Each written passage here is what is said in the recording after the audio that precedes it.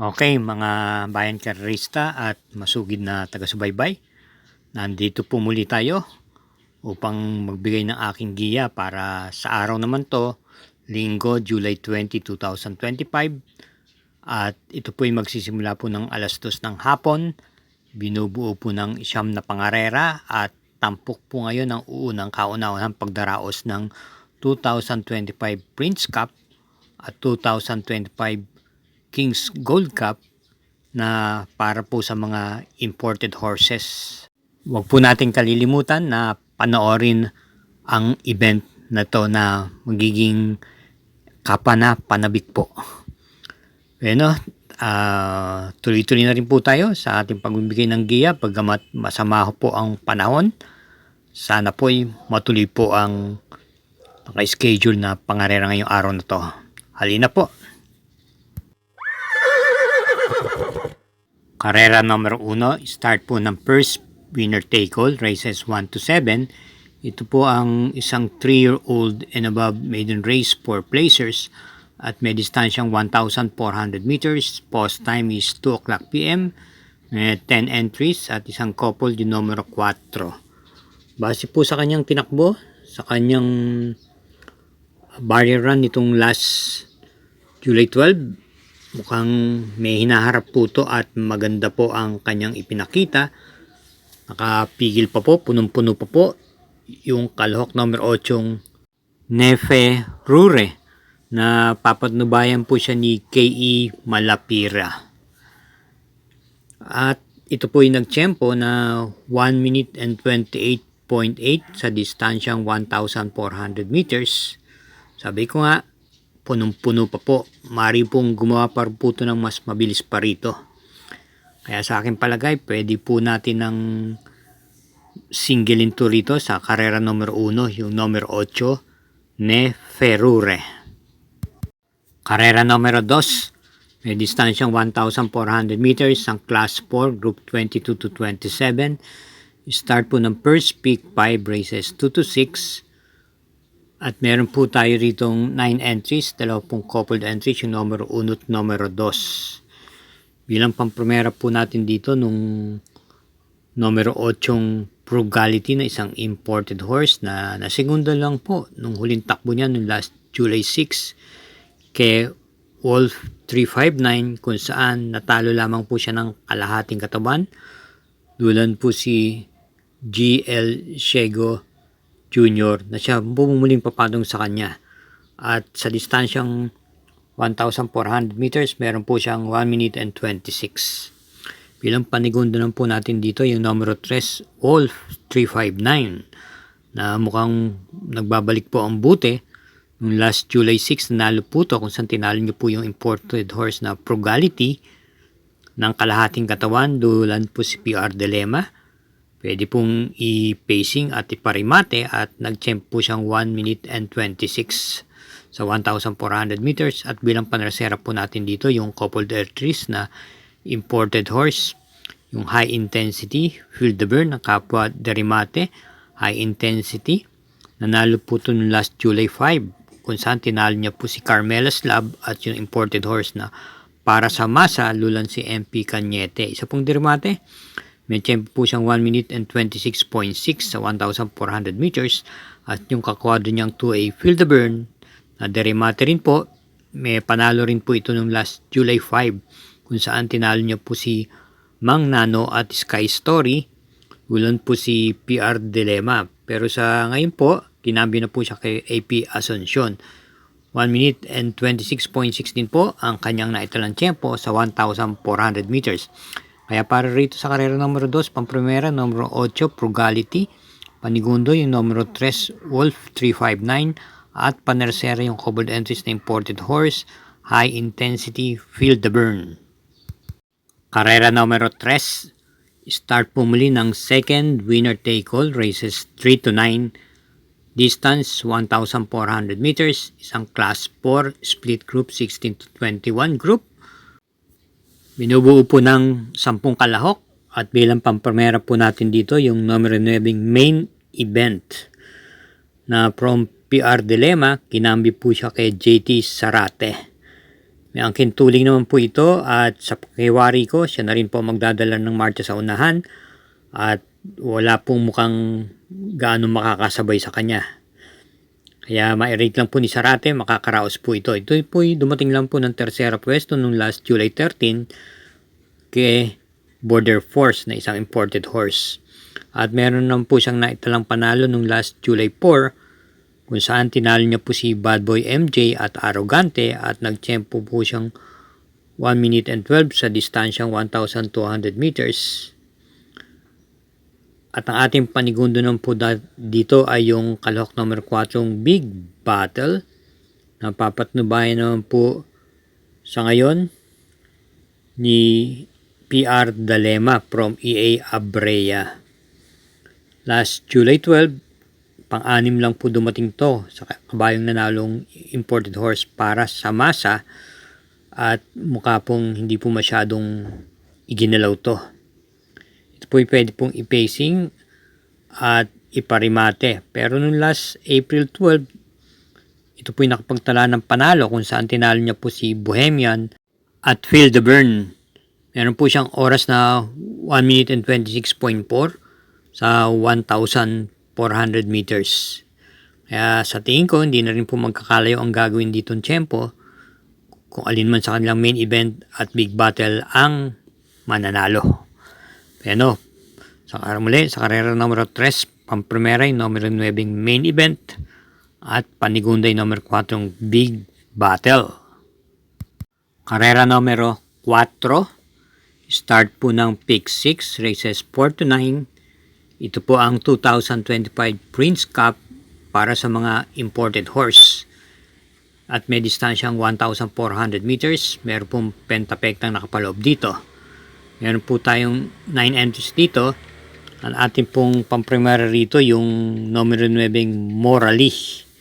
Ilang beses na pong sunod na nanalo to. Ang pinakuli ay yung last June 8 kung saan nanalo po to at tinalo niya po si Tease the Moon, Anytime Anywhere. Gayun din po si Dream Girl, lulan po si M.A. Alvarez.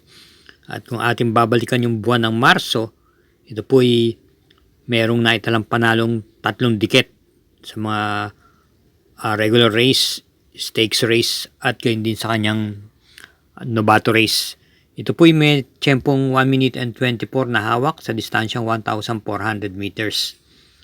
At kung sakasakali man, bilang panigunda natin o protection ay yung kalahok number 1 Calculus. Nararenda naman po ni JT Sarate sa muling pagkakataon. Noong last June 28, maganda po ang kanyang ikinilos kung saan tinalo niya po si Gain at Batang Kangkalu. At nakapag-tiyempo siya doon ng tiyempong 1 minute and 24.2 sa distansyang 1,400 meters. Kaya para rito sa karera numero 4, dalawa lang pong pili natin. Pamprimera yung numero 9 Morally at panigundo yung numero 1 Calculus.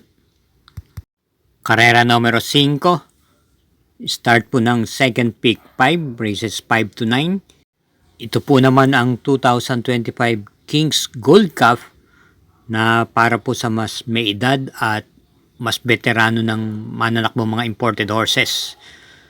May distansyang 1,200 meters at meron pong 8 kalahok dito. Base po sa kanyang mga itinakbo at halos tinalo niya na rin po yung mga nakalaban dito, ay sisingilin po natin yung numero 8 yung Sherbet Fountain na pwede po siyang iuna sa harapan o isabay. At gamay na gamay po ngayon to ni M.A. Alvarez. Last June 22 kung saan siyang huling tumakbo ay nanalo po ito.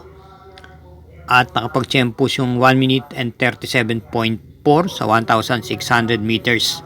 Kaya sa tingin ko po, pwede na pong mag-single dito. Sa karera numero 5, single numero 8, Sherbet Fountain. Isa po muling paalala, mga katrokis, tulad ng dati, huwag po natin kalinimutan na suportahan po ang Mangkelos YouTube channel sa pamagitan ng pag-subscribe Pakishare na rin po ito at i-hit po natin yung notification bell at like button. Salamat po. Karera numero 6, start po ng peak 4, races 6 to 9. May distansyang 1,600 meters, isang class 4, group 34 to 39. At meron po tayong 7 entries dito. Ating pong piling pampremera rito yung baguhan. Nasalta sa pista yung numero 5 Iridescent na isa rin pong imported horse. Base sa kanyang pinakita sa kanyang bar run last July 6, maganda po ang kanyang ipreneba at ikinilos. Siya po yung nag-tempo ng 1 minute and 12.2 at punong-puno pa po nung dumating sa meta. Kaya siya po ang ating napipisil pampremera dito at baka po mag-improve pa po sa takbong ito. At bilang panigunda po natin dito yung numero 1 GT5 na isa din imported horse. Baguhan lang din po sa pista. Tumakbo naman po ito sa barrier run ng last July 2. Ugando rin po nanalo. At nag-champ po siyang 1 minute and 11.2. Dulan po si Opie Cortez. Isa rin pong imported horse. Kaya sa aking palagay, maganda po itong panoorin din to. Dalawang baguhang kabayong to. Kaya muli, pampremera natin yung numero 5 Iridescent at panigunda yung numero 1 The GT5. Karera numero 7. Ito po ay isang class 5, group 11 to 15 split at may distansyang 1,400 meters. 10 entries po. Pampremera po natin dito yung numero 7 Rainy Days na papandubayan po ngayon ni BJB Galleta. Ipipacing po itong kabayang to at noong last run niya, ito ay dumating lamang po ng tersera pwesto noong July 2 sa kabayang nanalong Red Soul. Dulan po si CL Advin Kula. Tingnan po natin. Bigyan lang po ng importansya to ay malaki rin po ang tsansa nito rito. At bilang panigunda naman po natin dito yung numero 6 Carried Away na parati pong nalalaban at natitimbang. May taglay pong remate at gamay na gamay po ni NC Lunar. Noong last July 13, ito po yung nakwarto pwesto ng po kay heavyweight at nasigundang sapin-sapin. Bilang partner sera po natin, isama po natin yung numero 2 Batang after 7 na may angkin tuling at pwede rin pong i-pacing lamang. Last July 5, maganda naman po ang kanyang dating. Dumating po ng kwarto pwesto sa kabayang nanalong imported horse High Intensity. Dulan po si RC Baldonido. Kaya para rito sa karera numero 7, pampremera numero 7 Rainy Days. Panigunda numero 6 Carried Away at panersera numero 2 Batang after 7. Karera numero 8, penultimate race. May distansyang 1,400 meters, isang class 5, group 5 for placers. At meron po tayong pentapekta rito. Binubuo po ito ng 12 kalahok, isang coupled entries yung numero 7. Base po sa pagkakagrouping to, sa palagay ko medyo nakalalamang po yung kalahok numero 12 California King ni JT Pabilik. Isa pong derimati itong kabayong to. At hindi po gantong grupo ang kanyang kinakana ng mga previous run niya. Ito po ay may panalong na itala nung last June 22 kung saan ito po ay nagparimate at nanalo pong lagpasan niya si Boss Pabale at yung terserang Sirinigar. Same rider po, JT Pabilik at nag-champ po siya nung 1 minute and 28.2 sa 1,400 meters. At angkop naman din po sa kanya ang distansya. Kaya para rito sa karera numero 8, single, numero 12, California King. Karera numero 9, last daily double. Paratingan po ng second return to take all. Second pick 5, pick 6 at pick 4. At may distansyang 1,400 meters, ang class 5, split group 6 to 10. Meron pong super 6 dito. Meron pong 11 entries. Pamprimera po natin dito yung Derimating number 5 Malabon King na tersera pong dikit lamang sa nanalong Crown Prince at Meghan Maxine. Dulan po ang regular rider niya si JR De Ocampo at may taglay pong remate ito. Angkop po sa kanya ang distansya at bilang panigunda po natin dito yung numero 11 Gable na isa rin pong darimati ito sa likuran po ng gagaling noong last July 12. Pang-anim lang po ito dumating sa nanalong Crown Prince. Dulan po si JM Storke. Pero minatala po siyang pananong last June 21 kung saan tinalo niya po si King Hans at yung terserang Axis Deviation nag-champ po siyang 127.6. Bilang panersera po natin dito yung number 6 Meghan Maxine na may taglay naman tuling at meron din po itong remate. Ito po ay dumating lang po ng segunda pwesto noong last July 12 kay Crown Prince na nalagpasan na po siya pagsapit sa meta. Natalo lamang po siya doon ng kalahating katawan. At ang mamamatubay po sa kanya ay si CP Henson muli. Kaya para rito sa karera numero 9, pamprimera yung kalok numero 5 Malabon King, panigundo yung numero 11 Gable, at panersera yung numero 6 Meghan Maxine. Thank you again for watching sa lahat po ng sumusubaybay sa ating YouTube channel, Makelos TV, at sa buong sambayanan karerista. Naway matapat po ang ating mga giya at hinay-hinay lang po sa ating paglilibang. Ingatin po sa ating pag-uwi, lalo na may masama po ang panahon ngayon. Good luck po and happy Sunday racing!